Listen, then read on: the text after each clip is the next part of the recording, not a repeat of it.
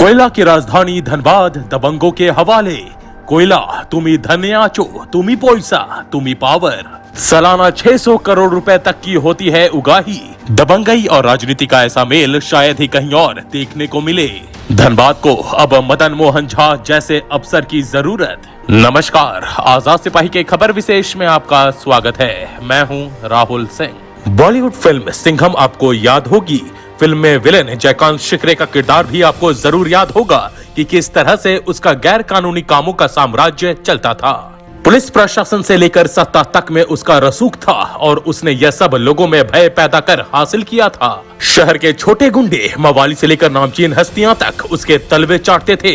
वह जिसे चाहता था, जहां चाहता था, उसकी ट्रांसफर पोस्टिंग करा देता और अपने गुर्गों से उसकी तरफ उठने वाली हर आवाज को कुचल देता था। ठीक सिंघम फिल्म के विलेन जयकांत शिकरे के किरदार की तरह देश की कोयला राजधानी धनबाद जिले में सब कुछ यहाँ के दबंगों के हवाले है। यहाँ के दबंग, चाहे वह रोड छाप गुंडा सिंदरी का लक्की सिंह हो या फिर बाहुबली बाघमारा विधायक ढुल्लू महतो, सिंह मेंशन घराना हो या रघुकुल या फिर रामायण या व्हाइट हाउस जैसा, धनबाद में केवल और केवल दबंगों की ही चलती है। जो इनके खिलाफ आवाज उठाता है वह खुद नदारद हो जाता है, उठ जाता है या समर्पण कर देता है। दबंगों का कब्जा धनबाद के शासन, प्रशासन, सत्ता से लेकर आम आदमी तक पर है। आप वही कर सकते हैं जो धनबाद के कथित दबंग चाहते हैं। दबंगई और राजनीति का ऐसा मेल शायद ही कहीं और देखने को मिले।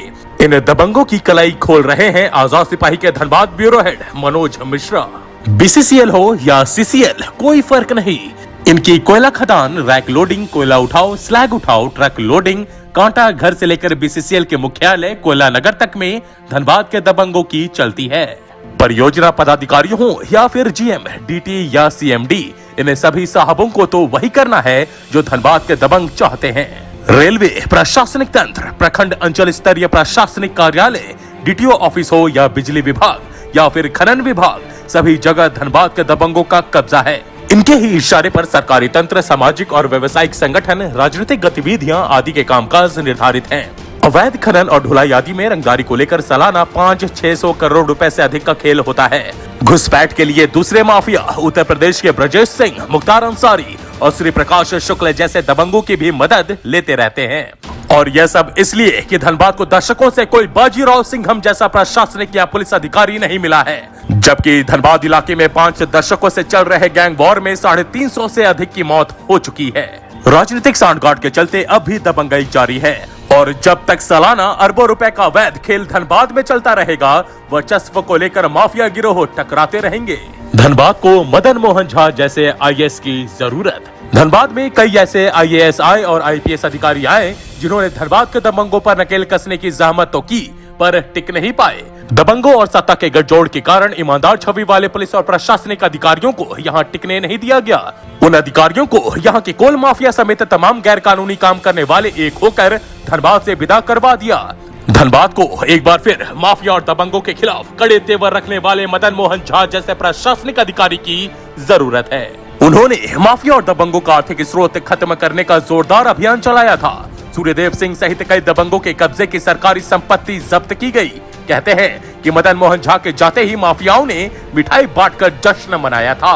अब कोयलांचल के डॉन की चर्चा, कोयलांचल के दबंग नंबर 1 की चर्चा हो तो उसमें सूर्यदेव सिंह का नाम सबसे पहले आता है। कोयले की काली कमाई में लंबे समय तक इनकी बादशाहत रही।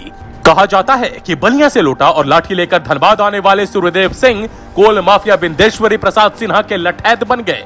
कोयलांचल में एक छत्र राज्य चलाने वाले सिन्हा की 1978 में हत्या के बाद सूर्यदेव सिंह को बादशाहत हासिल हुई। आरोप सूर्यदेव सिंह पर भी लगा मगर अदालत से बरी हो गए। कहा जाता है कि कांग्रेस के मजदूर संघ इंटक में सिन्हा की तूती बोलती थी और उनकी बादशाहत ऐसी थी कि एसके राय, राजदेव राय, सत्यदेव सिंह, नौरंगदेव सिंह, सूर्यदेव सिंह के साथ गैंग ऑफ वासेपुर के शफीक खान भी उनके दरबार में हाजिरी लगाते थे। बीपी सिन्हा की मौत के बाद कोयला क्षेत्र का असली शासन तो सूर्यदेव सिंह के सराय ढेला गोविंदपुर रोड स्थित सिंह मेंशन से ही चलता आ रहा है। एक बार को छोड़ 1977 से झरिया विधानसभा सीट पर इन्हीं के परिवार का कब्जा है। वे खुद 4 बार जीते।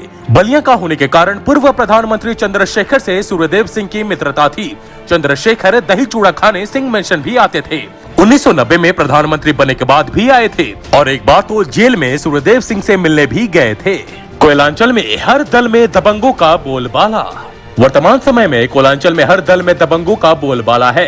कतरास कोयलांचल में सत्यदेव सिंह का प्रभाव खत्म होने के बाद सकलदेव सिंह और विनोद सिंह का साम्राज्य स्थापित हुआ, मगर ये विरोधियों के हाथों मारे गए। सकलदेव सिंह घराने से रणविजय सिंह राजनीतिक और यूनियन की छतरी तले दबंग माने जाते हैं। फिलहाल कतरास बागमारा क्षेत्र से भाजपा के दबंग विधायक ढुल्लू महतो का सिक्का चलता है। कोलियरी में कोयला लोडिंग के लिए ढुल्लू समर्थकों को प्रति टन के हिसाब से रंगदारी टैक्स देना पड़ता है। हेमंत सोरेन की सरकार बनने के बाद से ढुल्लू की पकड़ ढीली जरूर हुई है। बागमारा में पूर्व मंत्री जलेश्वर महतो, मंटू महतो, मथुरा महतो के अलावा कई गिरोह कोयला और रेलवे साइडिंग से वसूली पर वर्चस्व के लिए टकराते रहते हैं।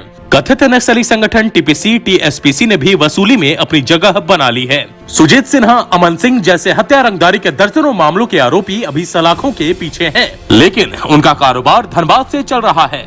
इधर झरिया में सिंह मिशन और रघुकुल का दबदबा कायम है। विधायक राज सिन्हा के समर्थकों का भी एक गुट है। आउटसोर्सिंग कंपनियों में दबदबा बनाने के कारण विश्वकर्मा परियोजना, बस्ताकोला में एंटी देव प्रभा, कुस्तौर, केंदुआ, पुटकी, गोधर आदि क्षेत्रों में वर्चस्व की लड़ाई में कोयला उठाव प्रभावित है। खूनी संघर्ष की संभावना हर एक क्षण बनी रहती है। निरसा के कोयलरी क्षेत्रों में पूर्व विधायक अरूप चैटर्जी का दबदबा है, तो सिंदरी में विधायक इंद्रजीत महतो का सिक्का चलता है। मजदूरों पर नियंत्रण के लिए लठैतों की टीम। बिंदेश्वरी प्रसाद सिन्हा बेगूसराय से 1950 में धनबाद आए थे। कोयलेरी मालिक में पैठ बनाने के बाद उन्होंने इंटेक्स से जुड़कर अपनी दखल बढ़ाई। इनके पास कई कोयला खदानों का काम था। उन्होंने मजदूरों पर नियंत्रण के लिए लठैतों की टीम बनाई, जिनमें बलिया से नौकरी की तलाश में आए सूर्यदेव सिंह और वासेपुर के शफी खान भी थे। बाद में सूर्यदेव सिंह ने अपने भाइयों को भी बुला लिया और कोयला कारोबारियों के बीच पैठ गहरी बनाते हुए 1970 में धनबाद में वर्चस्व कायम कर लिया था। यही दौर था कि शफी खान से उनकी अदावत शुरू हो गई थी। वासेपुर की अलग ही कहानी। धनबाद के वासेपुर पर ही गैंग्स ऑफ वासेपुर फिल्म बनी है। यह फहीम खान और साबिर खान के बीच गैंग वॉर की कहानी पर आधारित है। कहा जाता है कि बिहार के एक समाज सेवी जमींदार ने वासेपुर के जंगल को कटवाकर मोहल्ला बनाया था। तब यहाँ की आबादी कोई 150 रही होगी। वहाँ सुल्तान सूर्यदेव सिंह का हथियार बना। सुल्तान की हत्या के बाद उसका गिरोह कमजोर पड़ा। कहते हैं कि 1980 के दशक में जेल के भीतर शफी खान और झरिया के तत्कालीन विधायक सूर्यदेव सिंह के बीच विवाद हुआ। बाद में 1983 में बरवा अड्डा पेट्रोल पंप पर फहीम खान के पिता शफी खान की हत्या कर दी गई। इल्जाम सूर्यदेव सिंह के सिर पर आया। उसके बाद जो गैंग वॉर का सिलसिला चला तो 20 लाशें गिरी। शफी के बड़े बेटे शमीम को 1986 में धनबाद सिविल कोर्ट में और छोटे बेटे छोटा खान को रागा टांड ग्वाला पट्टी में विरोधी गुट ने ढेर कर दिया। 2010 में साबिर के भाई वाहिद की भी रांची में हत्या हो गई। भिड़ंत में फहीम और साबिर दोनों के परिवार और गिरोह के कई सदस्य मारे गए। इसी क्रम में कांग्रेस नेता फजलू हक भी फहीम गिरोह की भेंट चढ़ गए। फहीम अभी हजारीबाग जेल में है। दबंगों के चर्चित कारनामे। सालाना अरबों रुपए का वैध खेल धनबाद में चलता ही है। राजनीतिक साठगांठ के चलते दबंगई अब कोयला क्षेत्रों तक ही सीमित नहीं रही। दबंग रेलवे साइडिंग से लेकर सरकारी और गैर सरकारी जमीन तथा आवास को कब्जों में लेकर लाखों कमाई भी करते हैं। आज के आजाद सिपाही के खबर विशेष में बस इतना ही। देश विदेश की तमाम बड़ी खबरों के लिए आप पढ़ते रहिए अपना लोकप्रिय दैनिक अखबार आजाद सिपाही। और हाँ, आप हमारे इस YouTube चैनल को जरूर सब्सक्राइब करें। धन्यवाद।